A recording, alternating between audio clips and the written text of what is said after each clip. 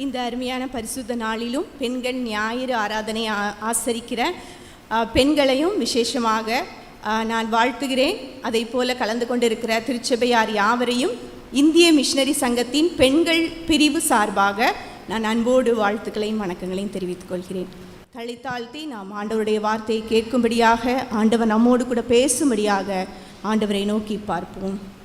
பேசும் பேசும் ஜபம் செய்யும் போதே ஆண்டவா பிரியமானதை இப்போ காட்டும் ஆண்டவா பிரியமானதை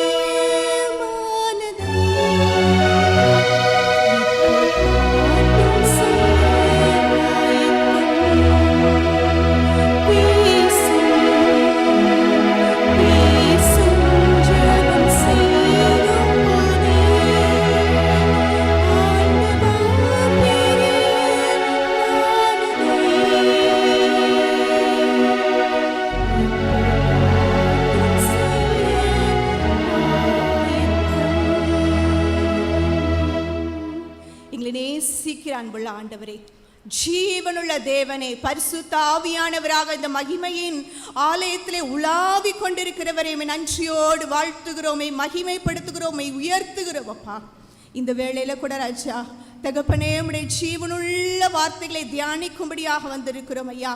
உம்முடைய வார்த்தைகளிலே ஜீவன் இருக்கிறது என்பதை நாங்கள் அறிந்திருக்கிறோம் ஐயா. அந்த வார்த்தைகள் இந்த நேரத்திலே தேவ ஜனத்தின் மத்தியிலே கடந்து வரட்டும் ஐயா. நீர் பேசுவீராக ராஜா. உங்க சத்தம் அப்பா, ஹல்லேலூயா, இந்த இடத்துல துணிப்பதாக ராஜா. அடிமையுடைய சத்தத்தை முற்றிலுமாக நீர் மறைத்து அப்பா, உம்முடைய சித்தத்தை நீர் பிள்ளைகளுக்கு வெளிப்படுத்தி ராஜா. அப்பா, பிள்ளைகள் உமக்கு ஒப்பு கொடுக்க நீங்க கிருபை தாங்கப்பா. தொடர்ந்து உம்முடைய ஆளுகை ராஜா வழி நடத்த வேண்டும் என்று சொல்லி அடிமை என்னை தாழ்த்தி உங்க பாதத்தில் ஒப்பு கொடுக்கிறேன். நீரே வழி நடத்தும். மீட்பராக இயேசு கிறிஸ்துவின் வளமுள்ள நாமத்திலே ஜெபிக்கிறேன். ஜெபம் கேளும் நல்ல பிதாவே, ஆமென். நீங்கள் அறிந்திருக்கிறபடி இந்திய மிஷனரி சங்கமானது பிஷப் V.S. அசரியா அவர்களாலே உருவாக்கப்பட்டு 1903 ஆண்டு ஆரம்பிக்கப்பட்டது. 121 ஆண்டுகளை கடந்து இந்த பிப்ரவரி 12 IMS உடைய பாண்டே 122வது ஆண்டுக்குள்ளாக அடியெடுத்து வைக்க இருக்கிறோம். 1925க்கும் மேற்பட்ட முழு நேர ஊழியர்கள் இருக்கிறாங்க. 27 மாநிலங்கள், ஆண்டவருடைய கிருபையினாலே 26 மாநிலங்களாக இருந்தது. இந்த புதிய ஆண்டிலும் ஆண்டவர் மேகாலயா என்ற புதிய நம்மளுக்கு ஸ்டேட்டில் ஒரு புது ஃபீல்டை ஆண்டவர் உருவாக்கி தந்திருக்கிறார். ஆண்டவருக்கே மகிமை உண்டாவதாக. அதே போல் 2 யூனியன் டெரிட்டரிஸில் நாம் ஆண்டவருடைய பணியை நிறைவேற்றி கொண்டிருக்கிறோம். 284 மாவட்டங்கள், 56,650 கிராமங்களை சந்தித்து கொண்டிருக்கிறோம். சுவிசேஷ பணியோடு சேர்ந்து கல்வி பணி, மருத்துவ பணி, சமூக பணிகள் நடைபெற்று கொண்டிருக்கிறது. ஆண்டவருடைய கிருபையினாலே அநேக மக்கள் கூட்டங்கள் ஆண்டவருக்கு சொந்தமாக்கப்பட்டு கொண்டிருக்கிறார்கள். இங்கும் நீங்கள் அநேக பேர் இந்திய மிஷனரி சங்கத்தை பல விதத்திலே தாங்குகிறீர்கள் என்பதை நான் ஆண்டவர்களாக விசுவாசிக்கிறேன். கொடுக்கிறீர்கள், ஜெபிக்கிறீர்கள். உங்களுடைய பிள்ளைகளை ஊழியத்துக்கு ஒரு வேளை அர்ப்பணித்திருக்கலாம். நிச்சயமாகவே உங்களை ஆண்டவர் தாமே தொடர்ந்து ஆசீர்வதித்து வழி நடத்துவாராக. இந்த நாளிலும் பெண்கள் பண்டிகையை ஆசரித்து கொண்டிருக்கிறீங்க. அதனால ஜென்ரலாகவும் இந்த மெசேஜ் இருக்கும். இல்லஸ்ட்ரேஷனுக்கு சில பெண்களுடைய காரியங்களை நான் உங்களோடு கூட கற்றுக்கொள்ள வாஞ்சிக்கிறேன். எல்லாருக்குமே தெரிந்த ஒரு வேத பகுதி தான் மத்தேயு 5:13. நாம் அடிக்கடி கேள்விப்பட்ட ஒரு காரியம்தான். ஆனாலும் இந்த காரியத்தை ஆண்டவர் கற்றுக் கொடுக்கும்படியாக எனக்கு வலியுறுத்தினாலே இந்த 13 மற்றும் 14 நம்ம இந்த சர்ச்சில் சர்வீஸ் மெசேஜ்லேயும் கண்டினியூஸாக நடக்க போகிற பெண்கள் பண்டிகையிலையும் நீங்கள் பூமிக்கு ஒப்பாயிருக்கிறீர்கள் என்பதை இந்த நாளில் இப்பொழுது தியானிக்க போகிறோம். 2வது நம்முடைய பெண்கள் பண்டிகையினுடைய சிறப்பு கூட்டத்தில் நீங்கள் உலகத்துக்கு வெளிச்சமாக இருக்கிறீர்கள் என்பதை நம்ம தியானிக்க போகிறோம். நீங்கள் பூமிக்கு உப்பாய் இருக்கிறீர்கள். உப்பானது சாரமற்று போனால் எதினாலே சாரமாக்கப்படும்? வெளியே கொட்டப்படுவதற்கும் மனுஷரால் மிதிக்கப்படுவதற்குமே ஒழிய வேறொன்றுக்கும் உதவாது. இதில் நீங்கள் பார்த்தீங்கன்னு சொன்னால் ஆண்டவர் அங்கு கூடியிருந்த ஜனங்கள், அதாவது ஆண்டவரை வார்த்தையை கேட்டு கொண்டிருந்த ஜனங்களை நோக்கி ஆண்டவர் சொன்ன ஒரு காரியம், இந்த காரியத்தை தேவ ஜனமாகிய பெண்களாகிய நம்மிடத்திலும் ஆண்டவர் எதிர்பார்க்கிறவராய் இருக்கிறார். நீங்கள் பூமிக்கு உப்பாயிருக்கிறீர்கள். You are the salt of the earth. சரியா? நம்ம அநேக நேரத்தில் நானும் நிறைய மெசேஜ் கேட்டிருக்கேன். இதுக்கு முன்னாடி கூட நான் நிறைய மெசேஜ் இதில் கொடுத்துருக்கேன். ஆனாலும் இந்த நாளிலே ஆண்டவர் எனக்கு வித்தியாசமான ஒரு சில காரியங்களை கற்றுத்தந்தார். இந்த உப்புங்கிற வார்த்தை வேதாகமத்தில் சுமார் எத்தனை டைம்ஸ் இருக்குன்னு நினைக்கிறீங்க? பெண்கள் நல்ல பைபிள் வாசிக்கிறவங்க, உப்புங்கிற வார்த்தை குறைந்தபட்சம் எத்தனை தடவை யூஸ் பண்ணப்பட்டிருக்குன்னு நினைக்கிறீங்க? ஐடியா இல்லையா? அபோவ் 40 டைம்ஸ் இருக்குதுன்னு சொல்லி நான் ஒரு இதில் பார்த்தேன். 40 டைம்ஸ்க்கு மேலே அந்த உப்பு என்கிற வார்த்தை நமக்கு வேதாகமத்திலே பயன்படுத்தப்பட்டிருக்கிறது. இயேசு கிறிஸ்து அவருடைய உபதேசம் எல்லாம் வித்தியாசமாக இருக்கும். நீங்கள் சுவிசேஷத்தில் பார்த்தீங்கன்னு சொன்னால் அவருடைய பிரசங்கம் அறியாத ஜனங்கள், புரிந்து கொள்ளாத ஜனங்களுக்கும் கூட கற்றுவிக்கும்படியாக எளிய முறையில் ஆண்டவர் என்ன செய்வார்னா மெட்டாஃபர்ஸ், அதாவது சில உருவகங்கள் மூலமாக அதை கற்றுக் கொடுக்கிறத பார்க்கிறோம். அப்போது அந்த ஜனங்கள் புரிந்து கொள்ளணுங்கிறதுக்காக நீங்கள் எப்படிப்பட்டவங்களா இருக்கணும் அப்படின்னு சொல்லிட்டு நீங்கள் பூமிக்கு உப்பா இருக்கணும்னு சொல்கிறாரு. பூமிக்கும் உலகத்துக்கும் வித்தியாசம் இருக்குதா? நம்ம இந்த வசனத்தில் பார்க்கிறோம், நீங்கள் பூமிக்கு உப்பா இருக்கிறீர்கள் என்று சொல்லி. ரெண்டாவது இதில் பார்க்கிறோம், நீங்கள் உலகத்துக்கு வெளிச்சமாக இருக்கிறீர்கள். You are the light of the world, you are the salt of the earth என்று சொல்லி நம்ம ஆங்கிலத்தில் பார்க்கிறோம். ரெண்டுக்கும் டிஃப்ரென்ஸ் இருக்குதா? நானே நிறைய நேரத்தில் இதை ரெண்டுமே ஒன்றா தான் நான் பார்த்துருக்கிறேன். பட் டிஃப்ரென்ஸ் இருக்குது. பூமி என்று சொல்லும் பொழுது அது சாயில தான் மெயினாக குறிக்கிறதாக இருக்கிறது. சாயில் அதற்கு மேலே உள்ள காரியங்களை குறிக்கிறதாக இருக்கிறது. வேர்ல்டுங்கிறப்ப நம்ம எல்லாத்தையும் மொத்தமாக குறிக்கிறதாக இருக்கிறது என்று சொல்லி அந்த டிஃப்ரென்ஷியேட் பண்ணப்படுகிறது. அந்த நீங்கள் பூமிக்கு உப்பாக இருக்கிறீர்கள் என்று சொல்லி நம்ம பார்க்கும் பொழுது இந்த உப்பை இயேசு கிறிஸ்து அந்த காலத்தில் உள்ள உப்புக்கும் இந்த காலத்தில் உள்ள உப்புக்கும் வித்தியாசம் இருக்குது. இப்போ என்னெல்லாம் உப்பு வந்துருச்சு? அயோடைஸ்டு சால்ட், பிங்க் சால்ட் பார்த்துருக்கீங்கல்ல, இந்து உப்பு என்று சொல்லி நிறைய விதமான உப்புக்கள் விட்டது. பட் ஆண்டவர் இதில் சொல்கிற உப்பு பார்த்தீங்கன்னு சொன்னால் அது ஒரு டிஃப்ரெண்ட்டான ஒரு உப்பு. அந்த உப்புக்கும் நம் காலத்து உப்புக்கும் வித்தியாசம் இருக்கிறது. அவர் அந்த நாளில் சொன்ன காரியத்திற்கும் இந்த நாளில் சொன்ன காரியத்திற்கும் வித்தியாசம் இருக்கிறது. சரியா? நம்ம நிறைய டைம்ஸில் என்ன செய்வோம்னு சொன்னால், பூமி இந்த உப்பு உணவுப் பொருளில் எப்படியெல்லாம் யூஸ் ஆகுதுன்னு சொல்லி அநேக நேரத்தில் நம்ம தியானிச்சிருப்போம். பட் இந்த உப்பினுடைய அந்த பழைய ஏற்பாட்டில் அதுபோல் ஆண்டவர் வாழ்ந்த காலங்களில் அதனுடைய முக்கியத்துவம் எப்படி இருந்துச்சுன்னு சொல்லி அதை ரிலேட் பண்ணி ஆண்டவர் நம்மோடு கூட இந்த நாளில் பேசும்படியாக வாஞ்சிக்கிறார். முதலாவது பார்த்தீங்கன்னு சொன்னால், அந்த நாட்களில் உப்பு எப்படி இருந்துச்சுன்னா இட்ஸ் அ வேல்யூபிள் திங், அதாவது ஒரு விலையேற பெற்றதாக காணப்பட்டுச்சு. இப்போ நம்ம சீப்பாகவே உப்பு பர்ச்சேஸ் பண்ணிடலாம். அதனுடைய வேல்யூபிலிட்டியை தான் குறிக்கிற விதத்தில் தான் நம்ம லேவியராகமம் 2ஆம் அதிகாரம் 13ஆம் வசனத்தில் நம்ம பார்க்கிறோம். ஏன்னு சொன்னீங்கன்னா, அந்த ஃபுல்லாக போஜன பலியில் என்னெல்லாம் பண்ணணும்னு சொல்லிட்டு ஆண்டவர் அந்த போஜன பலியோடு கூட என்ன செய்யணும்னு சொல்கிறாரு? உப்பையும் சேர்க்க வேண்டும் என்று சொல்லுகிறார். உப்புன்னு சொல்லி அதில் 3 டைம் பயன்படுத்தப்பட்டிருக்கும். அந்த வசனத்தை நீங்கள் வாசித்து பார்த்தீங்கன்னு சொன்னால் அது அந்த உப்பினுடைய ஒரு இம்பார்ட்டன்ஸை குறிக்கிறது. ஆண்டவருக்கு செலுத்தப்படுகிற அந்த பலியில் அந்த உப்பு எப்படி இருக்குதுன்னா ஒரு ஸ்பெஷல் பிளேஸை அது பெற்றிருக்கிறது. ஏனென்றால் அது ஒரு பரிசுத்தத்துக்கு அடையாளமாக சொல்லப்பட்டிருக்கிறது, சாக்ரட் திங் சொல்லப்பட்டிருக்கிறது. அதே போல் அது எப்படின்னா விலையேற பெற்றதாக அது காணப்படுகிறது. இந்த நாளை போல் அந்த நாட்களிலே சீப் ரேட்டுக்கு நம்ம உப்பை விற்க முடியாது. அதுக்கு என்ன சொல்கிறாங்கன்னா, ரோமன் சோல்ஜர்ஸுக்கு அவங்க சேலரியோட கூட பணத்துக்கு பதிலாக உப்பை கொடுப்பாங்களாம்.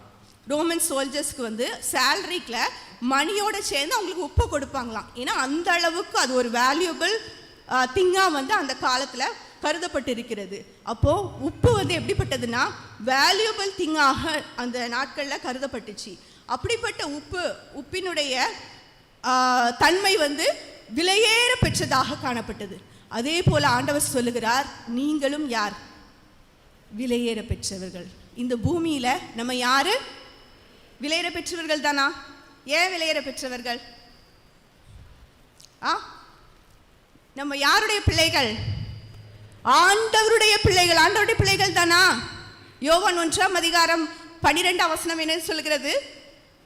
அவருடைய நாமத்தின் மேல் விசுவாசம் உள்ளவர்கள், அவர் ஏற்றுக்கொண்டவர்கள் எத்தனை பேர்களோ அத்தனை பேர்களும் அவருடைய பிள்ளைகள். நம்ம எல்லாம் அவருடைய பிள்ளைகள். ஹல்லேலூயா. ஆண்டவர் அந்த ஒரு அதிகாரத்தை நமக்கு கொடுத்திருக்கிறார். we are valuable. நாம் விலையேற பெற்றவர்கள், விலை மதிப்பெற்றவர்கள். அப்பா பிதாவே கூப்பிட பண்ண ஒரு புத்திரி சுவிகாரத்தின் ஆவியை நம்ம தந்திருக்கிறான்னு சொல்லி ரோமர் 8:15 சொல்லப்பட்டு இருக்கிறது. நாம் ஆண்டவரை என்னன்னு கூப்பிடலாம்? எங்க அப்பா சொல்லலாமா? எங்க அப்பா நீ சொல்லிக்கோ. அப்பாட்ட நீ என்னெல்லாம் சொல்ல முடியுமோ, என்னெல்லாம் ஷேர் பண்ண முடியுமோ, நீ என்னோடு கூட பேசு அப்படின்னு சொல்லி ஆண்டவர் என்ன செஞ்சிருக்கிறான்? புத்திரி சுவிகாரத்தின் ஆவியை நம்மளுக்கு என்ன செஞ்சிருக்கிறாராம்? தந்திருக்கிறார். நம்மள இந்த உலகத்துல சூஸ் பண்ணி இருக்கிறார். நீங்கள் என்னை தெரிந்து கொள்ளவில்லை, நான் உங்களை என்ன செஞ்சிருக்கிறேன்? தெரிந்து கொண்டிருக்கிறேன். யோவான் 15:14. எத்தனையோ ஜனங்கள் இந்த உலகத்துல வாழ்ந்து கொண்டிருக்கிறாங்க, அப்படித்தானே? நம்ம அழகாக ஆண்டவருடைய ஆலயத்தில் ஆண்டவரை ஆராதித்து கொண்டிருக்கிறோம். ஆண்டவருடைய பிள்ளைகளாய் மாற்றப்பட்டு இருக்கிறோம். அவரால் தெரிந்து கொள்ளப்பட்டவர்களாக இருக்கிறோம். இது எதனால? நம்முடைய எந்த ஒரு தகுதியும் கிடையாது. கிருபையினாலே விசுவாசத்தை கொண்டு ரட்சிக்கப்பட்டீர்கள் என்று சொல்லி எபேசியர் 2:8 நம்ம பார்க்கிறோம். கிருபையினால் ஆண்டவர் அவருடைய ஜனமாக நம்மளை கூட்டி சேர்த்து இந்த இடத்துல அழைத்து வந்து நம்மளை என்ன செஞ்சிருக்கிறார்னா அவருடைய பிள்ளையாக நம்மளை வைத்திருக்கிறார். அவருடைய பிள்ளையாக வைத்திருக்கிறார். we are special. மற்றவர்களை காட்டிலும் நான் விலையேற பெற்றவர்களாக இந்த பூமியில இருக்கிறோம். அப்படியானால் நம்முடைய வாழ்க்கை எப்படி இருக்க வேண்டும் என்று சொல்லி பார்த்தீங்கன்னு சொன்னா, மார்க் 9 உப்பினுடைய ஒரு தன்மையை அதில் சொல்லப்படுகிறத நம்ம பார்க்க முடியும். மார்க் 9 5 யாராவது வாசிங்க.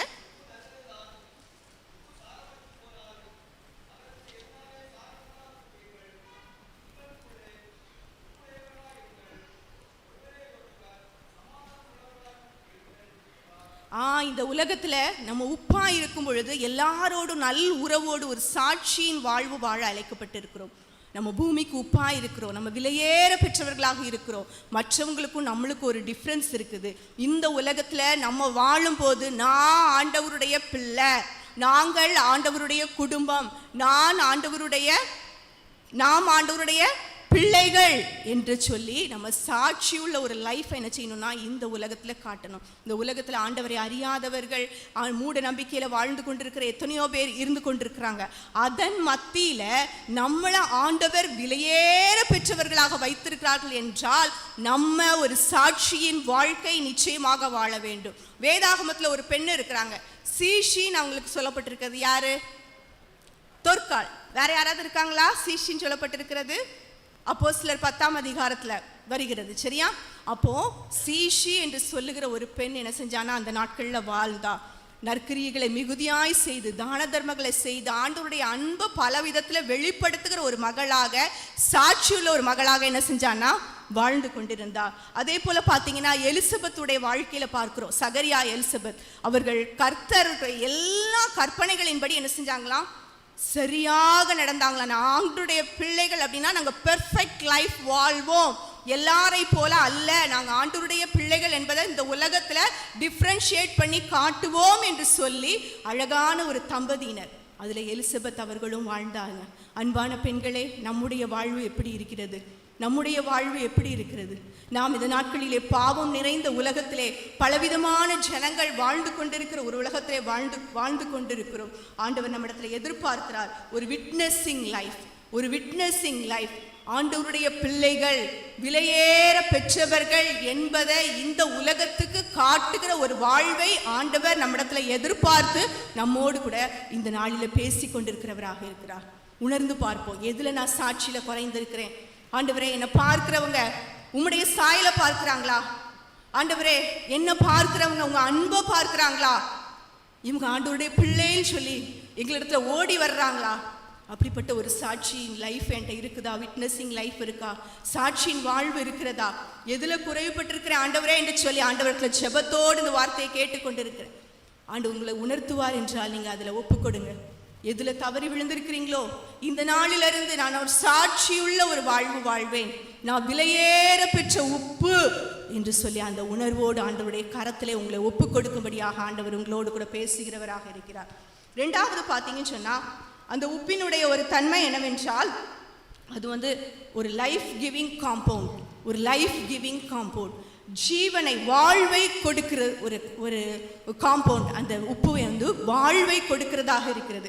இதற்கு பழைய ஏற்பாட்டில் ஒரு சம்பவத்தை நீங்க பார்த்தீங்கன்னா 2 ராஜாக்கள் 2ஆம் அதிகாரம் 19 - 22 வரைக்கும் ஒரு அழகான ஒரு சம்பவம் சொல்லப்பட்டு இருக்கிறது. அதுல எலிசாவை நோக்கி அந்த பட்டணத்து ஜனங்கள் சொல்றாங்க, ஆண்டவர் காண்கிறபடி இந்த பட்டணத்து குடியிருப்புக்கு நல்லது, தண்ணீரோ கெட்டது, நிலமும் பால் நிலம் என்றார்கள். அப்பொழுது அவர் ஒரு புது தோண்டியை எடுத்து அதில் உப்பை போட்டு கொண்டு வாருங்கள் என்றார். அதை அவரிடத்தில் கொண்டு வந்தார்கள். அவர் நீரூற்றண்டைக்கு போய் உப்பை அதில் போட்டு, இந்த தண்ணீரை ஆரோக்கியமாக்கினேன், இனி இதிலே சாவும் வராது, நிலப்பாலும் வராது. அது வந்து ஒரு லைஃப் கிவிங் காம்பவுண்டாக இருக்கிறது. ஜீவனை கொடுக்கிற ஒரு உப்பு, எதுக்குமே யூஸ் ஆகாத ஒன்றுக்கு புது ஜீவனை கொடுத்து, அது அநேகம் பேர் அதை குடித்து அவர்கள் ஜீவனோடு இருக்கும்படியாக அந்த உப்பு என்ன செஞ்சிச்சுன்னா ஒரு மாற்றத்தை கொண்டு வந்ததாக இருந்தது. நம்முடைய உடம்பிலும் பார்த்தீங்கன்னா உப்பு, நம்ம உப்பு சத்து இல்லாமல் நம்ம உயிரோடு இருக்க முடியுமா? இருக்க முடியாது. நம்முடைய குறிப்பிட்ட ஒரு அளவு நம்முடைய சரீரத்தில் உப்பு இருந்தால் மாத்திரம்தான் நம்ம ஜீவனோடு இருக்க முடியும். அது ஜீவனை கொடுக்கிற ஒரு உப்பாக காணப்படுகிறது. அந்த நாட்களில் பார்க்கும்போது 500 mg நமக்கு டெய்லி நம்மளுடைய பாடி இன்டேக் பண்ணாதான் நம்ம வந்து உயிரோட இருக்க முடியும்னு சொன்னாங்க. ஆனால் இப்போ பார்த்தீங்கன்னா அமெரிக்கன் மெடிக்கல் இன்ஸ்டிடியூட்டில் அதனுடைய அளவு 1500 to 2500 mg டெய்லி உப்பு வந்து நமக்குள்ளாக சென்றால் மட்டும்தான் நம்ம என்ன செய்ய முடியும்னா ஜீவனோட இருக்க முடியுமா. இது நமக்கு மாத்திரமல்ல, அனிமல்ஸ்க்கும் அதே தான். அனிமல்ஸுக்கும் அதுக்கு வந்து உப்பு சத்து அதனுடைய உடம்புல இருந்தால் மாத்திரம்தான் அது வந்து நல்ல ஹெல்த்தியாக உயிரோடு அதை வாழ முடியுமா. நீங்கள் சீல இருக்கிற அனிமல்ஸ்லாம் என்ன செய்யணும், அது அந்த உப்பு தண்ணீர் இருக்கிறதுனால அந்த சத்து அதற்கு இருந்து கொண்டு இருக்குமா. மற்றபடி எல்லா அனிமல்ஸுக்கும் நம்ம டயட்டில் அதுக்கு உப்பு கொடுக்கும் பொழுது தான் அது சரியானபடி வாழ முடியும் என்று சொல்லி அந்த உப்பினுடைய ஒரு இம்பார்ட்டன்ஸ், அது ஜீவனை கொடுக்கிறதாக காணப்படுகிறது. அந்த உப்பு ஜீவனை கொடுக்கிறதாக காணப்படுகிறது. ஆண்டவர் இந்த உலகத்திலே நம்மளை வைத்திருக்கிறார் என்றால் அநேகரை ஜீவனுக்குள்ளாக கொண்டு போகும்படியாக நம்ம வைத்திருக்கிறார். சரியா? இன்னும் ஆண்டவரை அறியாத ஜனங்கள் எவ்வளோ பேர் வாழ்ந்து கொண்டிருக்கிறாங்க. வட இந்தியாவில் இந்திய மிஷனரி சங்கத்தினுடைய ஊழியங்கள் நடைபெற்று கொண்டிருக்கிறது. இயேசு என்றால் யார் என்று தெரியாது. இயேசு எனக்காக ரத்தம் சிந்தினார் என்பது தெரியாது. அவர் சமாதானம் கொடுக்கிறவர் என்பது தெரியாது. அவர் மறுபடி வருவார் என்பது தெரியாது. தங்களுடைய ரத்தத்தையே கிழித்து கொண்டிருக்கிற ஜனங்கள் பண்டிகையில் என்ன செய்வாங்களாம், அவங்களுடைய முதுகில் ரத்தத்தை கிழித்து அந்த ரத்தத்தை என்ன செய்வாங்கன்னா சிந்தும் பொழுது ஆசீர்வாதம் உண்டு என்று சொல்லி இருக்கிற ஜனங்கள், ஜீவ பலியாக நரபலி கொடுக்கிற ஜனங்கள் இன்றைக்கும் வாழ்ந்து கொண்டிருக்கிறாங்க. நம்முடைய ஏரியாஸில் பார்த்தீங்கன்னு சொன்னால் இந்த நாட்களில் கோவிலுக்கு போகிறவங்கள பார்த்துருக்கீங்களா? மூட நம்பிக்கையினால் அவங்க செய்கிற காரியங்களை பார்த்தீங்கன்னா நம்மை காட்டிலும் பக்தி வைராக்கியமாய் சில காரியங்களை செய்து கொண்டிருக்கிறாங்க. உண்மை ஆண்டவரை அறிய வேண்டும் என்று சொல்லி, உண்மை ஆண்டவரை அறிய வேண்டும் என்று சொல்லி அவங்க மரித்து போனாங்கன்னா அவங்களுடைய நிலை என்ன? அவங்க மரித்து போனாங்கன்னா அவங்களுடைய நிலை என்ன? நம்ம மரிச்சோன்னு எங்க போறோம் சொல்ல மாட்டேங்கிறீங்களே. ஆண்டவருடைய பிள்ளைகள் ஆண்டவருடைய ஆலயத்துல சந்தோஷமா பெண்கள் ஞாயிறை கொண்டாடி கொண்டிருக்கிறோம். மரணம் பயமா இருக்குதா? மரணமோ ஆண்டவருடைய வருகையோ எப்பொழுது வேண்டுமானாலும் வரும், அது யாருக்கு தெரியாது. ஆனால் நம்ம மரித்தால் பரலோகம் உண்டு என்ற நம்பிக்கை நமக்கு உண்டு. ஆண்டவர் வந்து எங்களை அழைத்து செல்வார் என்பது நமக்கு நம்பிக்கை உண்டு. ஆனால் ஆண்டவரை அறியாத ஜனங்கள் அவர்கள் கண்ணை மூடினார்கள் என்றால் நித்திய அழிவுதான் அவர்களுக்கு நியமிக்கப்பட்டிருக்கிறது. அவர்களுக்கு வாழ்வு இல்லை. அவர்களுக்கு வாழ்வு கொடுக்க வேண்டும் என்று சொன்னால் ஆண்டவரை அறிந்த ஜனங்கள் தான் அதில் செயல்பட்டு ஆக வேண்டும். ஆண்டவரை அறிந்து, ஆண்டவர் தான் ஜீவனுள்ள ஆண்டவர்னு சொல்லி அறிந்து சந்ததி சந்ததியாக நம்ம வாழ்ந்து ஆண்டவரை ஆராதித்து கொண்டு சந்தோஷமாக வாழ்ந்து கொண்டிருக்கிறோமே, அப்படிப்பட்ட நாம் நம்முடைய வாய்களை திறந்து இயேசு கிறிஸ்து தான் ஜீவனுள்ள ஆண்டவர், நமக்காக ஜீவனை கொடுத்தார் என்பதை நாம் சொல்ல கடனாளிகளாக இருக்கிறோம். நிச்சயமாக சொல்ல வேண்டும். நம்முடைய வாயில் எவ்வளோ வார்த்தைகள் ஒரு நாளில் பேசுவோம், எவ்வளோ வார்த்தைகள் பேசுகிறோம். ஆண்டவருடைய அன்பை சொல்லுகிறோமா? ஆண்டவருடைய அன்பை சொல்லியிருக்கிறோமா? ஆண்டவருடைய அன்பை சொல்லும் பொழுது தொடப்படுவாங்க, ஜனங்கள் தொடப்படுவாங்க. நீங்க கொலோசியர் 4ஆம் அதிகாரம் 6ஆம் வசனத்துல பார்த்தீங்கன்னு சொன்னா உங்கள் வசனம் எப்படி இருக்கணுமா? உப்பினால் கிருபை பொருந்தினதாகவும் உப்பினால் சாரம் ஏற்றப்பட்டதாகவும் என்ன செய்யணுமா? இருக்கணுமா. அதாவது அந்த உப்பு இருக்கும் பொழுது ஒரு எஃபெக்டிவ்னஸ், அது ஒரு மாற்றத்தை கொண்டு வரணுமா. நம்முடைய வார்த்தைகளும் அநேகருடைய வாழ்க்கையில மாற்றத்தை கொண்டு வருகிறதாக இருக்க வேண்டும், மாற்றத்தை கொண்டு வருகிறதாக இருக்க வேண்டும். இந்த நாட்களிலே ஆண்டவர் நம்மை அன்போடு அழைக்கிறார், அவருடைய பாரத்தை நமக்கு பகிர்ந்து கொள்ளுகிறார். நமக்காக ஆண்டவர் ஜீவனை கொடுத்தார், நமக்காக எல்லா பாடுகளையும் பட்டார், நம்மளை அவருடைய இரத்தத்தினால கழுவி அவருடைய பிள்ளையாக இந்த நாட்களில் என்ன செஞ்சிருக்கிறாரு, மாற்றி இருக்கிறார். இதற்கு காரணம் யாரு? இதற்கு காரணம் யாரு? நம்மிடத்துல வந்த மிஷினரிமார்கள், அநேகருடைய தியாகமுள்ள வாழ்க்கை. அவங்க ஆண்டவருடைய அன்பை சொல்ல வேண்டும் என்று சொல்லி அவங்க புறப்பட்டு இங்கு வந்தாங்க, இங்கு வந்து சொன்னாங்க, அநேக ஜீவனை பெற்றுக்கொண்டார்கள். ஆனால் இப்பொழுது புறப்படுவதற்கு ஆட்கள் இல்லை, ஆண்டவருக்காக புறப்படுவதற்கு ஆட்கள் இல்லை. பெண்களாகிய நாங்க செய்ய முடியுமா? ஆண்களாகிய நாங்க செய்ய முடியுமா? நிச்சயமாக எல்லாராலையும் செய்ய முடியும். நாம் அர்ப்பணித்து ஆத்தும பாரத்தோடு நம்ம புறப்பட்டு செல்வோம் என்று சொன்னால் ஆண்டவர் நம்மை பயன்படுத்த வல்லவராக இருக்கிறார். எப்படிப்பட்டவர்களையும் ஆண்டவர் பயன்படுத்த வல்லவராக இருக்கிறார். மேரி ஸ்லேசர் என்ற ஒரு அம்மா ஸ்காட்லாந்து தேசத்தில் இருந்தாங்க. ஆப்பிரிக்கா பகுதிக்கு வந்து அந்த நாட்களில் பெண்கள் மத்தியில் ஊழியம் செஞ்சாங்க. அப்போது ட்வின்ஸ், அந்த குழந்தைகள் பிறந்துச்சுன்னு சொன்னால், ரெட்ட குழந்தைகள் பிறந்தது என்றால் அது பிசாசினுடைய கிரியை என்று சொல்லி அந்த பிள்ளைகளையும் அழித்து விடுவாங்களாம், அந்த அம்மாவை காட்டுக்கு துரத்தி விடுவாங்களாம். அப்படிப்பட்ட ஒரு அவல நிலைமையை ஒரு நாள் அவங்க வாசித்த பொழுது அவங்களால அவங்க இடத்துல இருக்க முடியலையாம். எனக்கு சொல்லும் போதே புல்லரிக்குது. உடனே அவர்கள் அந்த நாட்களிலே இந்த நாளை போல டிரான்ஸ்போர்ட் ஃபெசிலிட்டிஸ் கிடையாது. இப்போ நம்ம ஜம்முன்னு ஏறினா என்ன செஞ்சிடும், நம்ம ஃப்ளைட்டு கொண்டு போய் நம்ம போக வேண்டிய இடத்துல இறக்கிடும். அந்த நாட்களில் கப்பல் பிரயாணங்கள், கஷ்டங்கள். ஆனால் அவங்களால இருக்க முடியல. ஆண்டவருடைய அன்பை நான் போய் சொல்லணும், அந்த ஜனங்களை நான் காப்பாற்ற வேண்டும், அவங்களுக்கு ஜீவனை கொடுக்க வேண்டும் என்று சொல்லி ஓடி வந்தாங்க. வீடு வீடா போய் தட்டுவாங்களாம், வீடு வீடா போய் தட்டுவாங்களாம், ஆண்டவருடைய அன்பை சொல்லுவாங்களாம். இந்த தவறை செய்யாதீங்க, இப்படி மூடு பழக்க வழக்கத்தை செய்யாதீங்க என்று சொல்லி அவர்களோடு கூட பேசுவாங்களாம். அநேக குழந்தைகளை அவர்கள் காப்பாற்றினார்களாம். நான் அப்பொழுது புறப்பட்டு வராவிட்டால் அந்த இடம் இரத்த களமாய் மாறி இருக்கிறோன்னு சொல்லி அவங்களுடைய பயோகிராஃபியில் எழுதி வைத்திருக்கிறாங்க. ஆண்டவர் என்னை பாரப்படுத்தின பொழுது நான் புறப்பட்டு செல்லாவிட்டால் எத்தனையோ இன்னும் சிசுகள் கொலை செய்யப்பட்டிருக்கும், அந்த இடம் இரத்த களனியாய் மாறி இருக்கும் என்று சொன்னார். வீடு வீடா சென்றாங்க, ஆண்டவருடைய அன்பு சொன்னாங்க, ஆண்டவருடைய அன்பு சொன்னாங்க. எமி கார்மேக்கல் அம்மையார் டோனாவூர் பகுதியில் இந்த சந்தோஷ வித்யாலயா பள்ளி மிஷினரிகள் குழந்தைகள் படிக்கிற ஒரு இடம். அவர்களும் அப்படிதான். சிறு பிள்ளைகளை அவர்கள் கூப்பிட்டு அவர்கள் அந்த அவர்களுடைய ட்ரெஸ்ஸிங் மாற்றி கொண்டார்கள். சாரி கட்டியிருப்பாங்களாம், அதே மாதிரி காஃபி தூளை முகத்தில் பூசிக்கொள்வாங்களாம். அப்போ தான் பிள்ளைகள் வருவார்கள் என்று சொல்லி கூப்பிட்டு அவங்க சிறு பிள்ளைகளை வழிநடத்தினாங்க. ஹோம் ஆரம்பித்தாங்க, பள்ளி ஆரம்பித்தாங்க. ஆண்டவருடைய அன்பை நம்ம வாயை திறந்து சொல்ல கடனாளிகளாக இருக்கிறோம். ஆண்டவர் நமக்காக ஜீவனை கொடுத்தார், நமக்காக மிஷினரிகள் வந்தாங்க. ஆனால் இந்த நாட்களில் பெண்கள் அதில் முக்கியமான என்ன செய்யணும்னா புறப்பட வேண்டும். நான் எல்லா இடத்திலும் சொல்லுகிற ஒரு காரியம், பெண்கள் அவருடைய பிள்ளைகளை ஊழியத்துக்கு என்று ஒப்பு கொடுக்க வேண்டும். புறப்பட்டு செல்கிறேன். இப்பொழுது நீங்கள் எத்தனை பேர் ஊழியத்துக்கு ஒப்பு கொடுக்கீங்கன்னு சொல்லி நான் கரத்தை தூக்க சொல்லவில்லை, ஆனால் உங்களோடு கூட நீங்களே பேசிக்கொள்ளுங்கள். புறப்பட்டு சென்று ஆண்டவர் தான் ஜீவனுள்ளவர் என்று சொல்கிறவர்கள் இன்று தேவையா இருக்கிறாங்க. பெண்கள் மூலமாய் நிறைய மாற்றங்கள் உண்டாயிருக்கிறது. நிறைய நீங்கள் மிஷினரி வரலாறுகளை எடுத்து பார்த்தீங்கன்னா பெண்களுடைய பங்கும் ஆண்களுடைய பங்குக்கு ஈக்குவலண்ட்டாக காணப்படுகிறது. அவங்களாம் அந்த நாட்களில் பெண்கள் வெளியே வர முடியாத ஒரு சூழ்நிலை, கஷ்டங்கள்லாம் இருந்துச்சு. பட் அதெல்லாம் அவர்கள் தாண்டி ஆண்டோட அன்பு அவர்களை உந்தி தள்ளும்போது அவர்களால் சும்மா இருக்கவே முடியலை. நாங்கள் ஜீவனை பெற்றிருக்கிறோம், நித்திய ஜீவனை பெற்றிருக்கிற நாங்கள் அழிவுக்கு நேராய் போய் கொண்டிருக்கிற ஜனங்களுக்கு நித்திய ஜீவனை கொடுக்க வேண்டும் என்று சொல்லி ஒரு கமிட்டட் லைஃப், அர்ப்பணிக்கப்பட்ட ஒரு வாழ்க்கை. நம்ம உப்பு, நம்ம லைஃப் கிவிங் காம்போனண்டாக நம்ம இருக்கிறோம். ஜீவனை கொடுக்கிறவர்களாக ஆண்டவர் நம்ம இந்த பூமியிலே வைத்திருக்கிறார். ஒருவேளை வாலிப பிள்ளைகள் இருக்கலாம், ஆண்டவர் உங்களோடு கூட பேசுவார் என்றால் நீங்கள் ஊழியத்திற்கென்று ஆண்டவரே நான் வருகிறேன் என்று சொல்லி ஒப்பு கொடுப்பீர்கள் என்றால் ஆண்டவர் உங்களை நடத்த வல்லவராக இருக்கிறார்.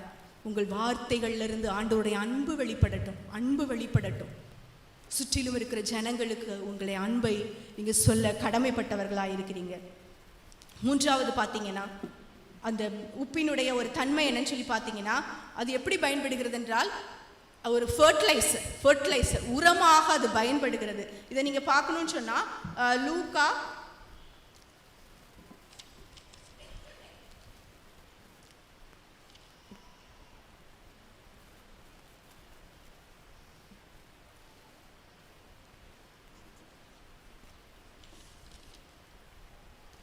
14ஆம் அதிகாரம் 35ஆம் வசனத்தை யாராவது வாசிங்க. அதுதான்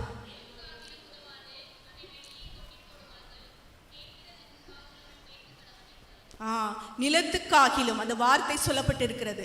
ஒரு குறிப்பிட்ட அளவு உப்பு யூஸ் பண்ணும்போது அது என்ன செய்யும் சொன்னா அந்த மண் வளத்தை பாதுகாத்து தண்ணீர் அந்த மண்ணுக்குள்ள தங்கியும் அந்த நல்ல ஒரு growth அந்த பிளான்ட்டுக்கு உண்டாகி நல்ல ஒரு விளைச்சலை உண்டு பண்ணுகிறதாக இது என்ன செய்யணும் செயல்படும். இந்த உப்பை போய் நீங்கள் மண்ணில் போட்டிங்கன்னா அது உள்ளே போய் கலந்து இந்த வேலையெல்லாம் செய்யும். மண் வளத்தை மேன்மைப்படுத்தும், மண்ணுக்குள்ளே அந்த தண்ணி தங்குறதுக்கு அது செயல்படும். பிறகு அந்த பிளான்ட் நல்லா வளர்றதுக்கும் நல்ல ஒரு விளைச்சல் கனிகள் பெருகிறதுக்கும் இந்த உப்பு காணப்படுகிறது. அதே வேளையில் இந்த உப்பு அதிகமாயிடுச்சுனாலும் அது என்ன ஆயிடும்னா அழிவை உண்டாயிருமா. அதுக்கும் 2 பைபிள் வேர்ஸ் இருக்குது. உபாகமம் 29:23 வாசிக்க வேண்டாம்.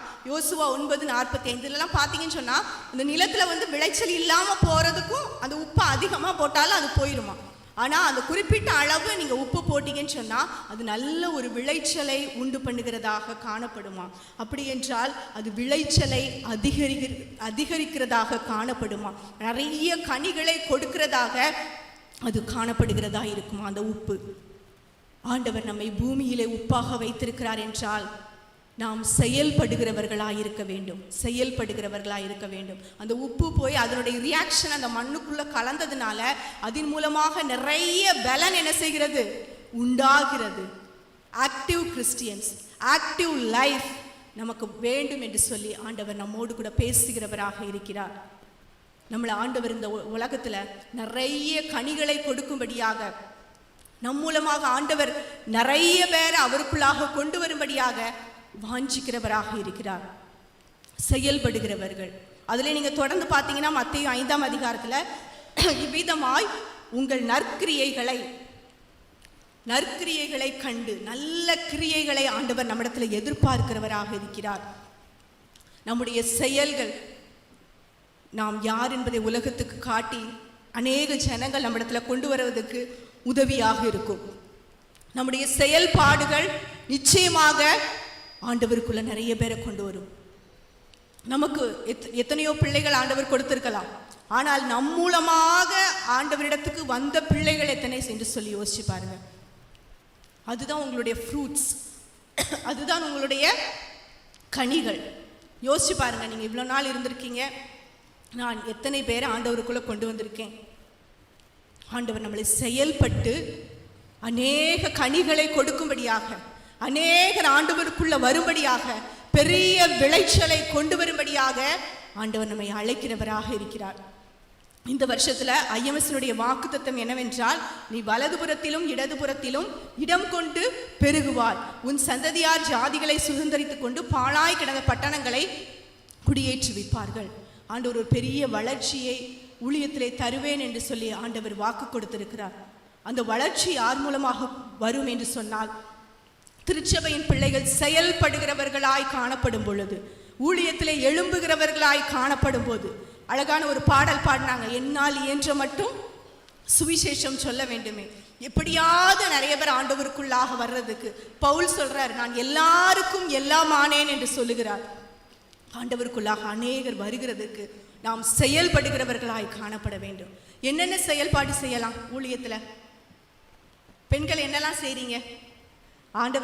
ஆண்டவரை அறிவிக்கிறதுக்காக ஆண்டவருடைய ஊழியத்துல என்னெல்லாம் செயல்பாடுகள் செய்து கொண்டிருக்கிறீங்க? கொஸ்டின் கேட்டா சொல்ல மாட்டீங்களோ? Very good. அக்கா சொல்றாங்க,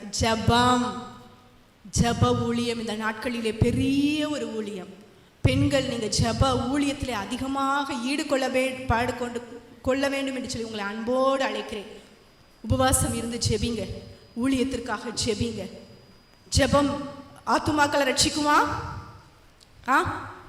ஸ்காட்லாந்து தேசத்துக்காக ஜான் நாக்ஸ் முழங்கால் படிக்கிட்டு, ஆண்டவரே இந்த ஸ்காட்லாந்து தேசத்தை தாரும் அல்லது என்னுடைய ஜீவனை எடுத்துக்கொள்ளும், ஆண்டவரே இந்த ஸ்காட்லாந்து தேசத்தை தாரும் அல்லது என் ஜீவனை எடுத்துக்கொள்ளும். அவர் முழங்கால் படியிட்ட இடத்துல அப்படியே ஒரு குழி இருந்ததாம்.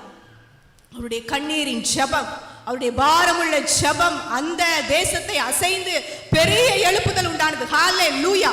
நம்முடைய ஜெபங்கள் பெரிய காரியங்களை செய்யும். உங்களுடைய ஜெபங்கள் இந்த நாட்களிலே ஊழியங்களுக்கு தேவையா இருக்கிறது. தனியா முழங்கால் படிட்டு ஜெபிங்க. அழிந்து போகிற ஆத்துமாக்களுக்காக, மிஷினரிகளுக்காக நீங்க ஜெபிங்க. தங்களை அர்ப்பணித்து எவ்வளோ கஷ்டப்பட்டு பணித்தளத்தில் ஊழியத்தை நிறைவேற்றி கொண்டிருக்கிறாங்க. குரூப்பா நீங்க ஒரு ப்ரேயர் செல்ஸ் உண்டாக்கி நீங்க ஜெபிங்க. டைம் கிடைக்கும் போது உங்களை வீட்டில் ஒரு 2-3 பேரோ சேர்ந்து கொண்டு ஜெப ஊழியத்தை நீங்க செய்யுங்க. உங்களுடைய ஜெபங்கள் பணித்தலங்களிலே மேலான காரியங்களை செய்யும். திரள் கூட்டமான ஜனங்கள் வருவாங்க. இந்த நாட்கள்ல நிறைய தடைகள், பயத்தோடு ஊழியர்கள், சுதேச ஊழியர்கள் காணப்பட்டு கொண்டிருக்கிறாங்க. யூபி மாநிலத்தில் மதமாற்ற தடை சட்டம் இருக்கிறது. இப்போ நிறைய நெருக்கடி 2-3 டைம்ஸ் ஊழியர்கள் சிறையில் வைக்கப்பட்டு அதுக்கப்புறம் பெயிலில் எடுக்கப்பட்டிருக்கிறாங்க. பயம்புறுத்தல்கள், அச்சுறுத்தல்கள் மத்தியில் பயந்து ஆண்டவருடைய பணியை செய்து கொண்டிருக்கிறாங்க. தடைகள் முறிக்கப்பட வேண்டும் என்றால் நாம் என்ன செய்ய வேண்டும்? ஜெபிக்க வேண்டும். தடைகளை தகர்க்கிறவர் நம் ஆண்டவர், ஜெயத்தை கொடுக்கிறவர் நம் ஆண்டவர். அது எப்பொழுது நடக்கும் என்றால் நாம் ஜெபிக்கிற பொழுது நடக்கும். ஊழியத்தில் ஒரு பெரிய சப்போர்ட் என்னன்னா பிரேயர் சப்போர்ட். பெண்கள் இதில் இணைந்து கொள்ள வேண்டும் என்று உங்களை அன்போடு தாழ்மையோடு கேட்டுக்கொள்கிறேன். லெந்து காலத்தில் நீங்கள் ஒருவரே உபவாசம் இருந்து ஜெபிக்கலாம். அந்த நாட்களிலே ஆத்துமாக்களுக்காக, மிஷனரிகளுக்காக, ஊழியங்களுக்காக தடைகள் தகர்க்கப்பட வேண்டும் என்று சொல்லி நீங்கள் திறப்பிலே என்று கண்ணீரோடு ஜெபிப்பீர்கள் என்று சொன்னால் மாபெரும் அறுவடையை நிச்சயமாக நாம் காண முடியும். விளைச்சல் பெறுகிறதை காண முடியும். வேற என்ன செய்யலாம்? ஊழியத்தில் வேற என்ன செஞ்சிட்டு இருக்கீங்க? காணிக்கைகளால் நீங்க தாங்கலாம். சரியா? தேவைகள் நிறைய உண்டு. சில இடத்துல சில காரியங்கள் பண தேவையினால பெற முடியாதபடி தடைகள் இருக்கிறது. அதிகமாக நம்ம கொடுக்கும் பொழுது, சாராள் டக்கல் அம்மையால் ஒருவேளை அவங்க ஊழியம் செய்யலை, பட் அவங்களுடைய சேலரியில இருந்து அவங்களுடைய பண வருமானத்தை நம்முடைய தமிழ்நாட்டுக்கு அனுப்பி வச்சாங்க. அதன் மூலமாய் கட்டப்பட்டது தான் சாரா டக்கர் காலேஜ், சாரா டக்கர் ட்ரைனிங் ஸ்கூல். இதில் இந்த நாட்களிலே அதிகமான பெண் பிள்ளைகள் படிக்கிறாங்க. நிறைய ஹிந்துஸை நீங்கள் கேட்டிங்கன்னு சொன்னால் அவங்க என்ன சொல்லுவாங்கன்னா, நான் ஆண்டவரை எப்படி ஏற்றுக்கொண்டேன், நான் மறைமுகமாக கிறிஸ்டியனாக இருக்கிறேன், நான் எங்கே படித்தேன்னா சாரா டக்கர் ஸ்கூலில் படித்தேன். அந்த அம்மையாருடைய ஒரு உதாரத்துவமான அர்ப்பணிப்பு. நான் இதை கொடுக்கிறேன், பெண்கள் அடிமையாக வாழ்ந்து கொண்டிருக்கிறாங்க, நான் இதை செய்கிறேன், இதன் மூலமாய் பெண்கள் ஆண்டவருக்குள்ள வரட்டும் என்று சொல்லி அந்த ஒரு தனி பெண்மணி, அவங்களோடு கூட சில ஃப்ரெண்ட்ஸும் சேர்ந்து கொஞ்சம் அமௌண்ட் கொடுத்தாங்கன்னு சொல்லப்பட்டிருக்கிறது. அது இந்த நாள் வரைக்கும் ஒரு அதிகமான விளைச்சலை உண்டு பண்ணி கொண்டே இருக்கிறது. உன் ஆகாரத்தை தண்ணீரின் மேல் போடு, அநேக நாட்களுக்கு பின் அதை பலனை காண்பாய். ஆண்டவர் உங்களுக்கு கொடுத்திருக்கிற ஆசீர்வாதத்திலிருந்து நிறைய சமூக பணிகள் நடைபெறுகிறது. சர்ச் கன்ஸ்ட்ரக்ஷன் நடைபெறுகிறது. இந்த நாட்களில் பார்த்தீங்கன்னு சொன்னால் ஊழியர்களுடைய இல்லங்கள் அந்த அவங்களோட சர்ச் பக்கத்திலே கட்டணும்னு சொல்லி பிளான் பண்ணி திட்டமிட்டு இப்போ நிறைய கட்டப்பட்டு கொண்டு வருகிறது. ஏனென்றால் ஊழியர்களை வீடுகள்லேருந்து விரட்டி விட்டுறாங்க. திடீர்னு போங்க, நீங்கள் பாட்டு பாடுறீங்க, பிசாசை விரட்டுறீங்க. ஏனென்றால் பிசாசுகளை எல்லாம் வீட்டில் வச்சு விரட்டும் பொழுது பக்கத்தில் உள்ளவங்க அவங்க வித்தியாசமாக அதை பார்க்குறாங்க. பிசாசு வரட்டுறீங்க, ஜோம் பண்ணுறீங்க, பாட்டு பாடுறீங்க, கை தட்டுறீங்க, எங்களுக்கு பிடிக்கல, நீங்கள் போங்கன்னு சொன்னால் அந்த நேரத்திலேயே 1 வருஷத்தில் 4 இடம் மாறின ஊழியர்களும் இருக்கிறாங்க. இவ்வளோ ஒரு கஷ்டம் பாருங்கள். அதனால் இந்த நாட்களில் பார்க்கும்போது ஒரு காம்பவுண்டு போல், அந்த நாட்களில் காணப்பட்டது போல் ஒரு அமைப்பு கொண்டு வர வேண்டும் என்று சொல்லி இந்த நாளில் செயல்பட்டு கொண்டிருக்கிறது இந்திய மிஷனரி சங்கம். அதில் நீங்களும் இணைந்து கொள்ளுங்கள். ஆண்டவர் எந்த காரியத்துக்கு உங்களை கொடுக்கும்படியே பாரப்படுத்துகிறாரோ, தியாகத்தோடு நீங்க கொடுக்கும் பொழுது உங்கள் மூலமாய் நிச்சயமா நீங்க கொடுக்கிற ஒரு சிறு தொகை கூட ஒரு பெரிய விளைச்சலை கொண்டு வரும். அநேக ஜனங்கள் ஆண்டவருக்கு என்று சொந்தமாக்கப்படுவார்கள். இது செயல்பட வேண்டிய ஒரு நாட்கள். ஆண்டவருடைய வருகை சமீபமா இருக்கிறது. ஆண்டவர் வரப்போறாரா? ஆமென். ஆண்டவர் வரப்போகிறார். வருவேன்னு சொல்லிவிட்டு போயிருக்கிறார். அதற்கான அடையாளத்தெல்லாம் சொல்லி போயிருக்காரு. அந்த அடையாளத்தெல்லாம் தான் நம்ம பார்த்துட்டு இருக்கிறோம். அப்ப என்ன செய்யணும்? ஆண்டவர் வரப்போறாரு, நாம் ஆயத்தப்படணும். மற்றவங்களையும் ஆயத்தப்படுத்தணும். சும்மா இருக்கக்கூடாது.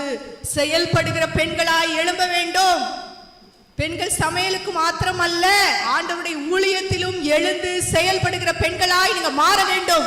ஒரு ஐடாஸ் கேடர் மூலமாக சிஎம்சி உருவாக்கப்பட்டது. எத்தனை பிள்ளைகள் இந்த நாட்களிலே ஆண்டவருக்கு என்று அதுல படித்துட்டு ஊழியம் செய்கிறவர்களாக இருக்கிறாங்க. மறைமுகமாக நிறைய பேர் ஊழியம் செய்து கொண்டிருக்கிறாங்க மிஷன் ஹாஸ்பிட்டல்ஸ்ல. செயல்படுகிற பெண்களாய் நம்ம ஆண்டவர் அழைக்கிறார். செயல்படுகிற திருச்சபையாய் ஆண்டவர் அழைக்கிறார். நம் மூலமாக ஒரு பெரிய விளைச்சல் அதிகரிக்க வேண்டும் என்று சொல்லி ஆண்டவர் நம்மை பூமியிலே உப்பாக வைத்திருக்கிறார். கடைசியாக நான் கன்க்ளூஷன் சொல்லி நிறைவு செய்ய விரும்புகிறேன். அதுல ஒரு வார்த்தை சொல்லப்பட்டிருக்கும் மத்தேயு 5ஆம் அதிகாரத்திலே, உப்பானது சாரமற்று போனால் எதினாலே சாரமாக்கப்படும். அப்படின்னா என்ன அர்த்தம்?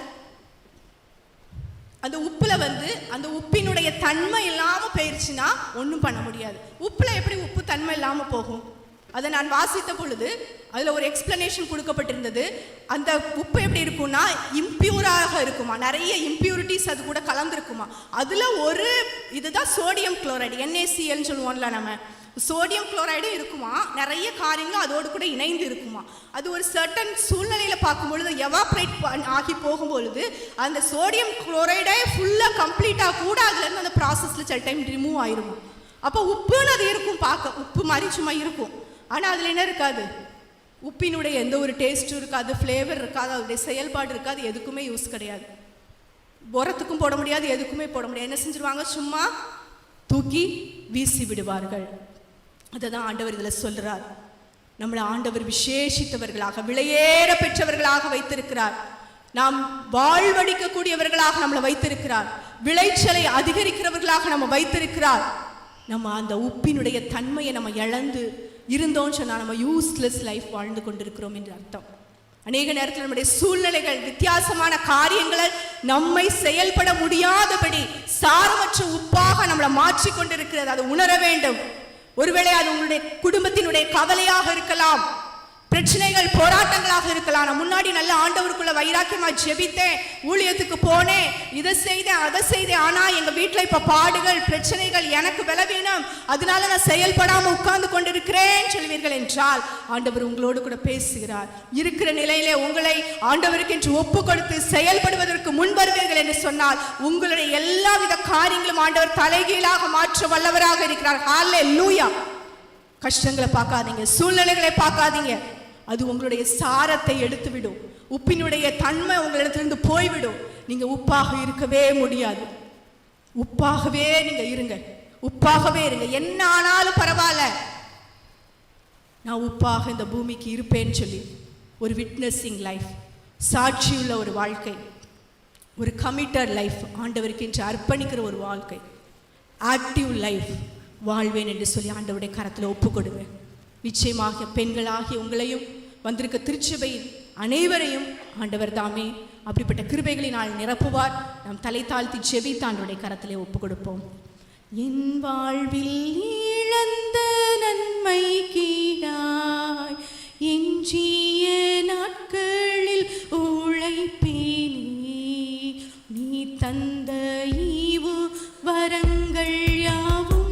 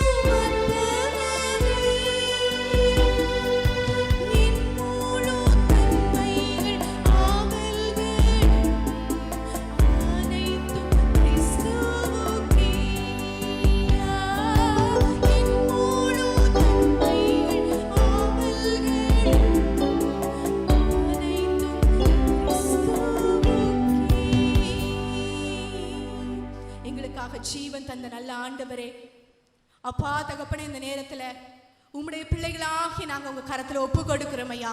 தேவன் நீர் பேசின வார்த்தைகளுக்காக நன்றி அப்பா.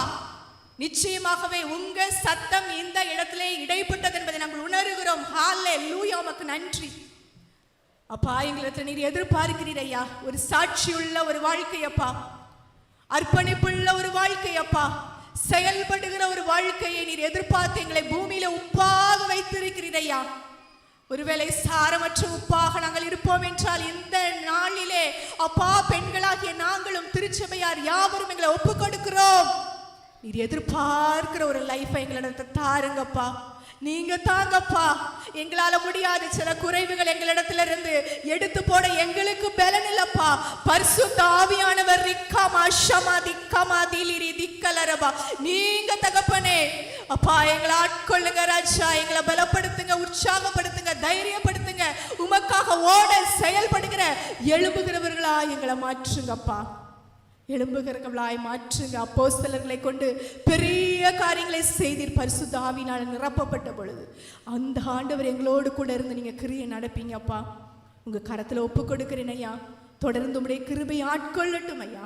திருச்சபை ஆசீர்வதிங்க, குருவானவருடைய குடும்பத்தை ஆசீர்வதிங்க, சபை ஊழியருடைய குடும்பத்தை ஆசீர்வதிங்க, இந்த கொயர் டீம் ஆசீர்வதிங்க, எல்லா கமிட்டி அங்கத்தினர்களையும் ஆசீர்வதிங்கப்பா.